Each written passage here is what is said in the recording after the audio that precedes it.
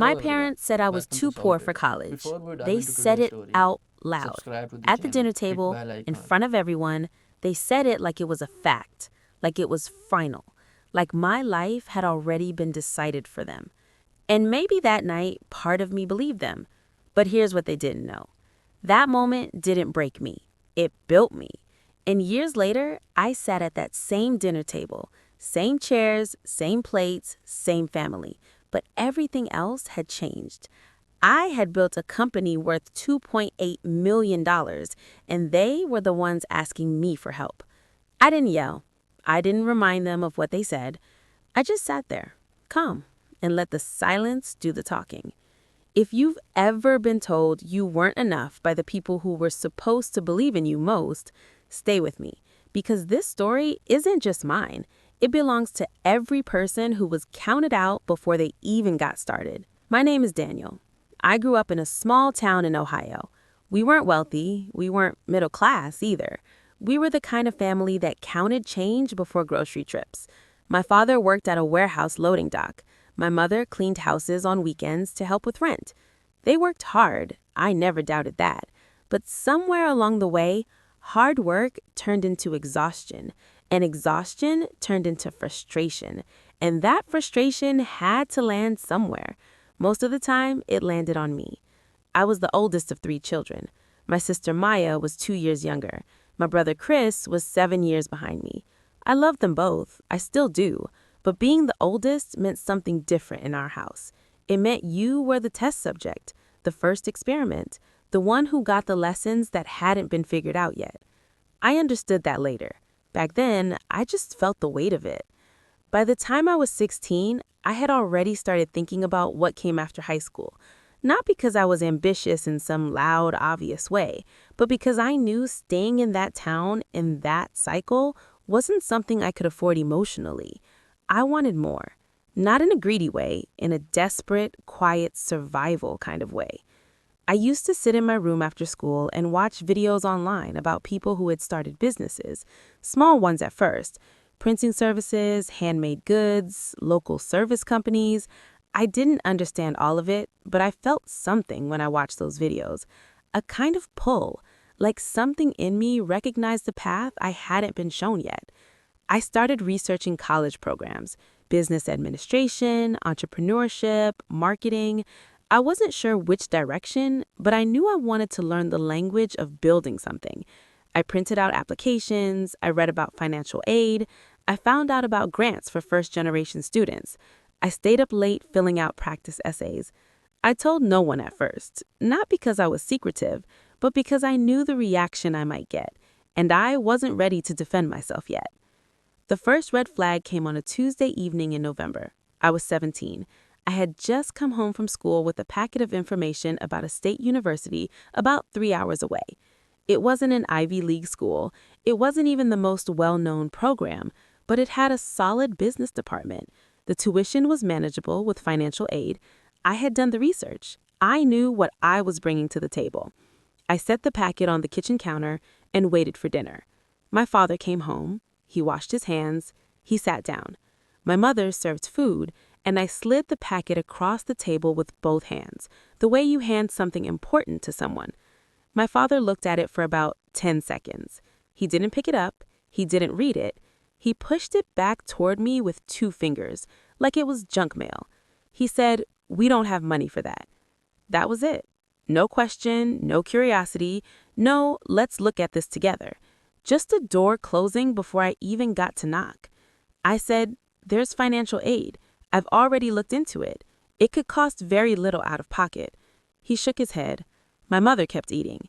Neither of them said another word about it that night. I picked up the packet. I went back to my room. I sat on the edge of my bed, and I stayed very still for a long time. The second red flag came a few weeks later. My aunt and uncle came to visit for Thanksgiving. They had done well for themselves. Not rich, but comfortable. Their son, my cousin Brandon, was a year older than me and had just been accepted to a university out of state. The whole family celebrated. My uncle talked about it during dinner. He talked about Brandon's future, his potential, his opportunities. I sat across the table eating quietly. At some point, my father said something I never forgot. He said, "Some kids are built for that life. Some kids aren't." He wasn't looking at Brandon when he said it. He was looking at me. I didn't respond. I kept my eyes on my plate. My mother changed the subject, but that sentence stayed with me like a splinter under the skin. Some kids are built for that life. Some kids aren't. I turned those words in my head for months. I kept asking myself what he meant. Did he mean we couldn't afford it, or did he mean he didn't think I was capable? And why did those two things feel the same coming from him? I never found a clean answer, but the question shaped everything that came after. The third red flag was the loudest, and it came from a place I least expected. It was spring of my senior year. I had applied to 3 schools quietly without telling my parents. I used a friend's email address. I had my guidance counselor help me with the paperwork. I had applied for 2 different grants and 1 scholarship. And I got in. Not to all 3, but to the one that mattered most, the state university with the business program. With financial aid, my out-of-pocket cost for the first year was going to be less than $2,000. I had already started saving from my part-time job at a hardware store. I had $700 set aside. I had a plan. I was so careful, so prepared. I came to dinner that Friday night with everything printed out. The acceptance letter, the financial aid breakdown, the scholarship confirmation. I laid it all on the table this time, not sliding it quietly, setting it down clearly. I said, "I got accepted. Here's the financial aid. It's almost fully covered." My mother looked at the papers. My father looked at me. And then my father said it. Not quietly, not gently.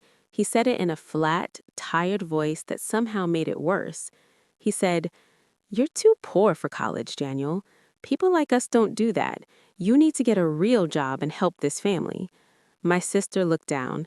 My brother was too young to understand. My mother said nothing. I stood up. I picked up the papers. I walked back to my room. I didn't cry right away. I sat on the edge of my bed again, the same spot as before, and I looked at the acceptance letter for a long time. The university's name was printed in dark blue at the top. The word congratulations was the first word, and I thought to myself, someone believes I can do this. Someone who has never met me looked at what I put together and said yes. If a stranger can see it, why can't the people in this house? I folded the letter carefully. I put it in the front pocket of my backpack, and I made a decision that night. A quiet one. Not dramatic, not announced to anyone. I decided I was going anyway. That summer was the longest of my life. I worked double shifts at the hardware store. I told my manager I needed as many hours as he could give me. He was a kind man named Gerald who didn't ask many questions. He just scheduled me 6 days a week. I saved every dollar I could. I ate peanut butter sandwiches for lunch every day. I didn't go out. I didn't spend money on anything unnecessary. By August, I had saved just over $2,000. Combined with financial aid, I had enough for first semester housing, books, and basic expenses. I registered for classes online from my phone. I arranged to move into the dormitory. I found a student loan for the small gap that remained. On a Sunday morning in late August, I packed a duffel bag and 2 boxes. My mother was in the kitchen. She didn't try to stop me. She hugged me once, quickly, and handed me a container of food she had made. She didn't say anything about college. She just hugged me. I understood that was all she could offer right then. My father was not home. I loaded my boxes into my friend Marcus's car. He didn't say much, but he showed up. And sometimes that's the most important thing someone can do. As we pulled out of the driveway, I looked back at the house once. I didn't feel anger. I didn't feel triumph. I felt something quieter. I felt like I was finally starting. The first semester was harder than I had imagined. Not academically. I was ready for the work. The hardest part was the loneliness, not having family nearby. Some of my classmates talked about their parents helping them move in, sending care packages, calling every Sunday. I had none of that. My phone stayed quiet most weekends. I called home a few times in the first month. My mother answered sometimes. My father never did. When I did speak to my mother, the conversations were short. She asked if I was eating. I said yes. She asked if I was safe. I said yes. She didn't ask about school. I didn't push. We had learned how to talk around the things that mattered. By October, I had stopped calling as much, not out of bitterness, out of necessity. Every hour I spent feeling the distance was an hour I could spend building something instead. I threw myself into studying. I attended every workshop, every seminar, every networking event I could find. I was not the smartest student in my class, but I was the most consistent. I showed up every time. I stayed late. I asked questions others were too proud or too comfortable to ask. And slowly, something began to shift. In my second semester, I met a professor named Dr. Elaine Horstman. She taught business development. She was direct, precise, and she had no patience for excuses. I liked her immediately. One afternoon, she asked the class to present a simple one-page business concept, something we believed could work, something realistic. I presented an idea I had been sketching in a notebook for months. A local service connecting handymen, electricians, and small trade workers with homeowners who needed quick jobs done. Not a giant tech company, not an app for the world, just a clean, local, reliable service for people who needed help with their homes and couldn't navigate the chaos of random online listings. I had grown up around people who worked with their hands. I understood the frustration on both sides. The workers who couldn't find steady clients, the homeowners who didn't know who to trust. There was a gap. I saw it clearly. Dr. Horstman listened to my presentation without expression. When I finished, she looked at me for a moment. Then she said, "This one might actually work." Those 5 words hit differently than any encouragement I had received before, because she was not the kind of person who gave empty praise. I went back to my dorm room that night and started building a proper business plan. Over the next year and a half, I worked on the concept in every spare hour I had. I kept my grades up, I kept working part-time jobs, I ate cheaply, I slept less than I should have, but I was building something that felt real. I called it Quick Trade. The name wasn't perfect. It changed twice before I settled on it, but the idea stayed the same. A curated, locally verified directory and booking service for skilled trade workers. I started with one county. I reached out to 23 handymen and trade workers in the area. 12 responded. 8 agreed to be listed. I built a basic website using a free template. I printed simple flyers and put them in laundromats, libraries, and community boards. I asked a graphic design student named Priya to help me with the logo in exchange for a cut of future revenue if the business grew. She agreed. She thought I was serious. That meant something. In the first month, I got 4 inquiries.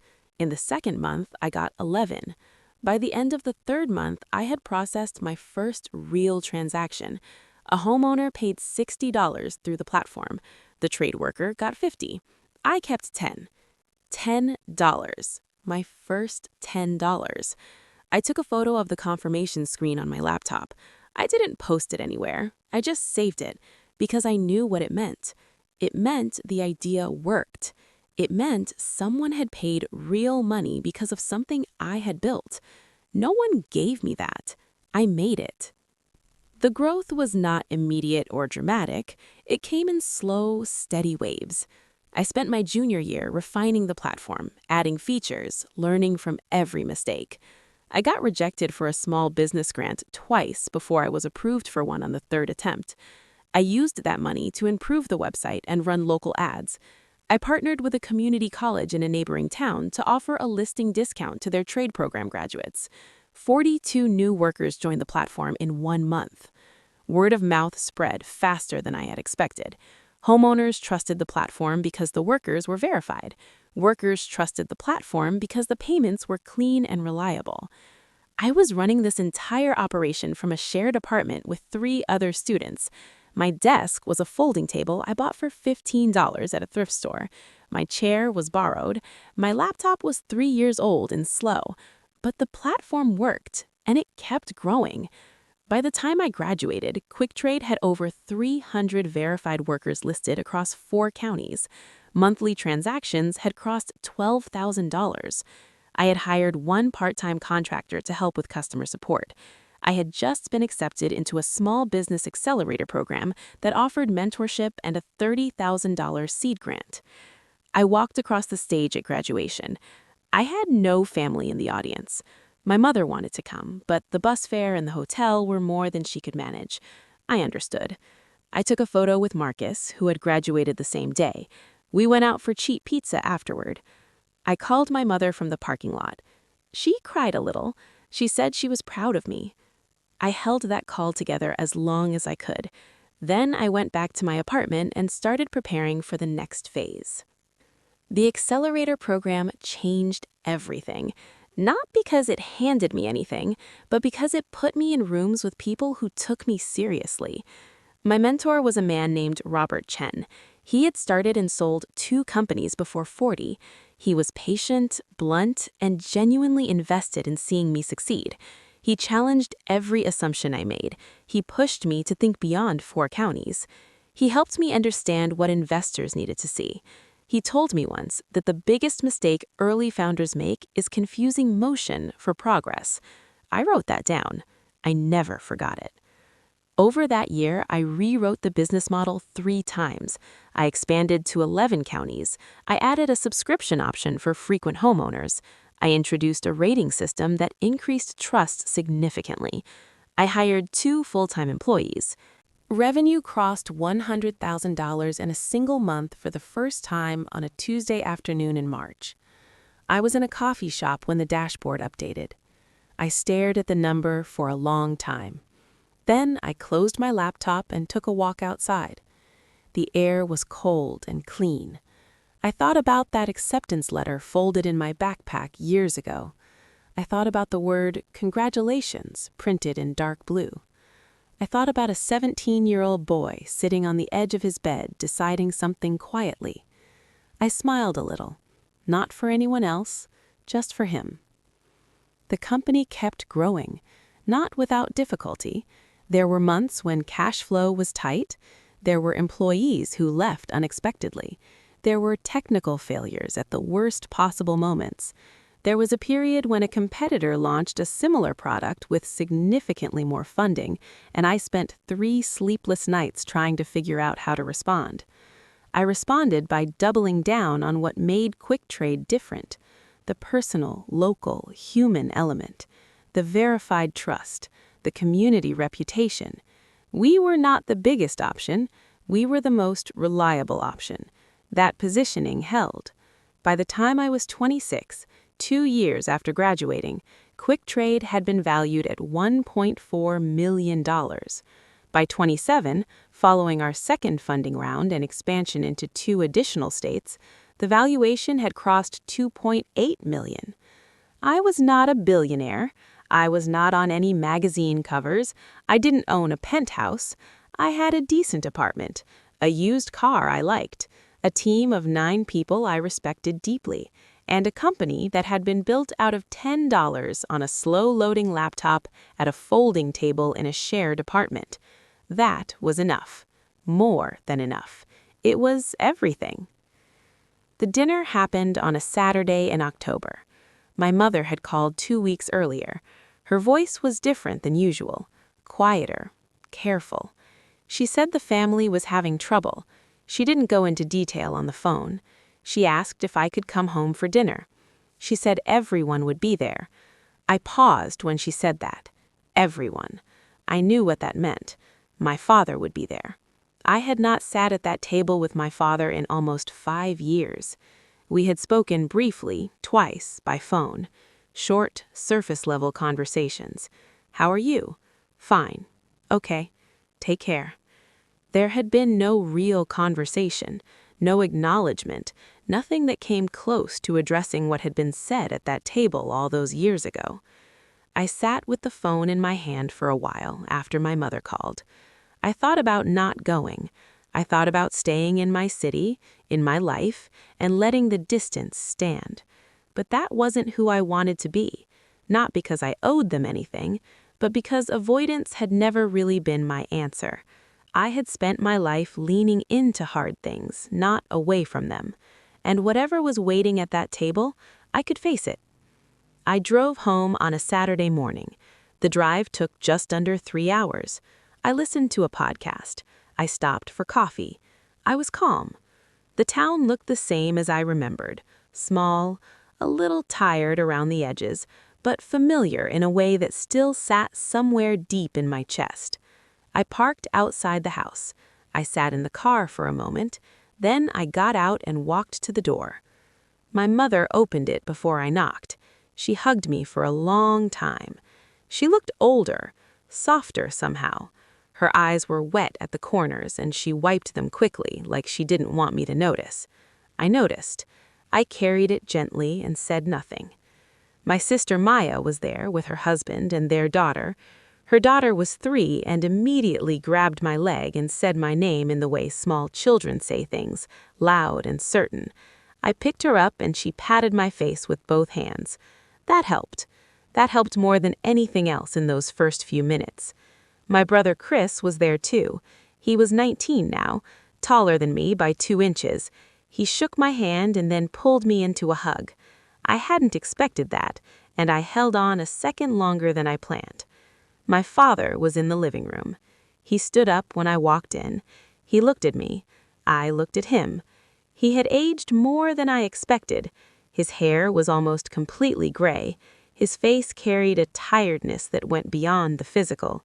He extended his hand. I shook it. Neither of us said much. We sat down. My mother moved us all toward the table. It was the same table, same wood, a few new scratches. One of the chairs had been replaced, but it was the same table. I sat in the same chair I had always sat in. The plates were full. My mother had cooked everything I used to like when I was young. She had remembered every dish. That detail hit me quietly, and I pushed it aside. Dinner began. The conversation stayed light for the first 45 minutes. Maya's daughter kept things moving. Small children are good at that. They demand presence in the moment. There's no room for heavy silence when a 3-year-old is narrating her meal. Chris talked about a mechanic training program he had enrolled in. His eyes were bright when he described it. I asked questions. I genuinely wanted to know. He was figuring out his path. I recognized that look. At some point, the little one was put down for a nap. Maya's husband stepped out to take a call, and the table shifted. My mother looked at my father. My father set down his fork. He looked at his hands for a moment. Then he looked at me. He said that things had been difficult. The warehouse where he had worked for over 2 decades had closed the previous spring. The company had relocated operations out of state. He had been out of work for 7 months. My mother's cleaning clients had dropped off. 2 families had moved away. One had started using a commercial service instead. The bills were behind. The car needed repairs they couldn't afford. He said they had managed for a while on savings, but the savings were nearly gone now. He said my name, and then he said he wanted to ask if I could help. The table was quiet. My mother was looking at her plate. Maya was very still. My father was looking at me directly. And something happened in that moment that I had not expected. I didn't feel triumph. I didn't feel the satisfaction I might have imagined if I had rehearsed this scene years ago in anger. I felt something much heavier and much more complicated. I felt the full weight of time. I thought about the 17-year-old version of myself who had sat at this table and slid papers across it with both hands, who had researched financial aid late at night on a slow internet connection, who had said, "I got accepted," and been answered with the words that had shaped the next decade of his life. I thought about that boy. I thought about what he needed that night. He needed someone to say, "Let's look at this together." He needed someone to say, "Tell me your plan." He needed one person at that table to meet him where he was. He didn't get that, and I had spent years carrying the weight of that absence. Not always consciously, but it was there. It had shaped how hard I pushed, how careful I was, how deeply I distrusted the idea of needing anyone else's approval to move forward. I looked at my father across the table. I looked at his hands, rough and tired. Hands that had worked for 30 years at a loading dock.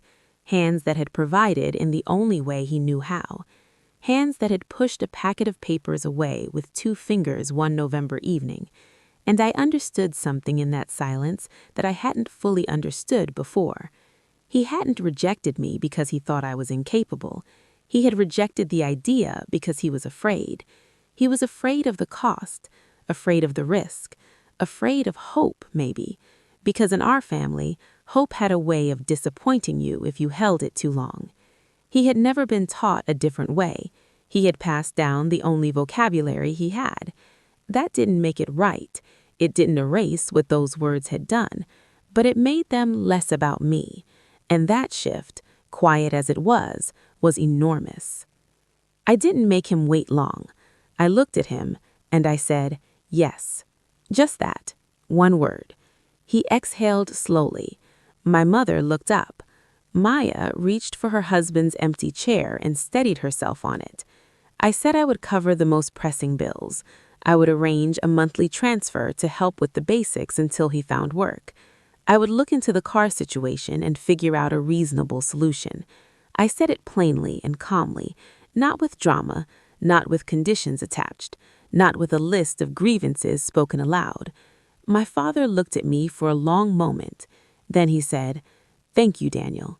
It was a small sentence, 3 words, but from him, in that voice, at that table, it held more meaning than I knew what to do with. I nodded. I picked up my fork. We kept eating. The conversation moved on, but something had settled between us that hadn't been settled before. Not healed, not forgotten, but settled, like the first solid ground after a long stretch of uneven terrain. After dinner, I helped my mother clear the table. We stood side by side at the sink, the way it was when I was young and it was my job to dry while she washed. She handed me a plate. I dried it. She handed me another. We didn't say much, but at some point she said quietly, "I should have said something that night." I kept drying. I said, "I know." She said, "I'm sorry I didn't." I set the plate down. I looked at her. Her face was turned slightly toward the window. She was watching the yard outside. I said, "You did what you could." She shook her head a little, like she didn't fully accept that. I didn't push. Some things don't need to be resolved to be acknowledged. Some wounds just need to be seen. We finished the dishes in quiet. Then I went and sat with my brother for a while. He showed me videos of engines he was learning to work on. He was excited about his future. That was worth everything. I drove home that night under a clear sky. The highway was mostly empty at that hour. I had the window cracked. The air smelled like fall. I thought about all of it. The dinner table, my father's hands, the 3 words, my mother at the sink, Chris and his engines, my niece patting my face. I thought about the version of me that had packed a duffel bag and 2 boxes and loaded them into Marcus's car while my father wasn't home. I thought about the folding table, the $10, the cold morning when the dashboard crossed 100,000, the walk I took outside, the smile that was just for me. And I thought about something a mentor had told me once, not Robert, but a woman I had met briefly at a conference. She said the most powerful thing you can build is a life that no one believed was possible for you. Not to prove a point, not to make people regret, but simply because it's yours, because you chose it, because you did the work, because you stayed when it would have been easier to stop. I had built that life. It wasn't perfect, no life is. There were still hard days, still moments of doubt, still gaps that money and success could not fill, but it was mine, fully and completely mine, and that was something no one could take away. Not with words at a dinner table, not with 2 fingers pushing capers back across the wood, not with a flat-tired voice saying you were too poor for something. You are never too poor for the life you are willing to build. You are only limited by the belief that someone else's ceiling is your ceiling too. It isn't. It never was. When I got home that night, I sat at my desk, not the folding table anymore, a real one now, solid wood, secondhand, but solid. I opened my laptop. I checked the dashboard for quick trade. The numbers were where they were supposed to be. The team was running things smoothly. I closed the laptop, I opened a drawer and took out a folder I kept there. Inside the folder was a printed acceptance letter from a state university in Ohio, the kind of paper that gets brittle at the folds after years of being opened and refolded. The dark blue letters at the top, the word congratulations. I looked at it for a while, then I put it back in the folder, back in the drawer. I turned off the light, and I slept better that night than I had in a long time. There's something I want to say to you now, not as advice, not as a lesson, just as something I believe from the inside out. The people who underestimate you are often carrying their own fears. They speak from their limits, not yours, and sometimes those people are the ones who are supposed to love you most. That contradiction doesn't make you broken, it makes you human, carrying something you didn't ask for. But the weight of being doubted, if you let it, can become the fuel that moves you forward.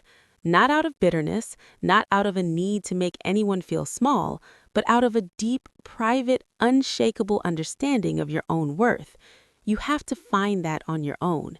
No one can hand it to you.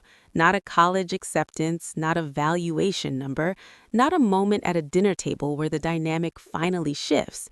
You find it in the folding table, in the $10, in the late nights when no one is watching and you keep going anyway, in the decision you make quietly on the edge of your bed. That is where your real power lives.